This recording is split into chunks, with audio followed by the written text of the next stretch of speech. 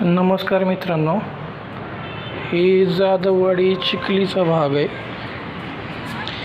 ही जाधववाडी चिखलीमध्ये हे सगळ्या पुणे साईडमध्ये कशा बिल्डिंग आहेत आणि मी सध्या 8व्या फ्लोअरवर आहे। ही समोरची एक बिल्डिंग माझ्यासमोर आणि खाली बघा दिसतंय ही शेत। एवढीशी शेती ह्यांनी ठेवली, मुद्दाम ह्यांनी ठेवलेली आहे आणि ह्याला हे पाणी देत आहेत। सध्या काहीतरी लावणार आहेत।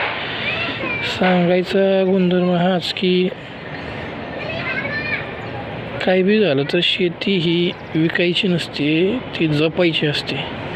आज नाही म्हणलं तरी ह्या सिटीमध्ये ह्यांना ह्या एवढ्या जागेची किंमत कमीत कमी नाही म्हणलं तर 60-70 लाख रुपये एवढ्या जागेची किंमत असून पण तरी पण त्यांनी ती जमीन विकली नाही।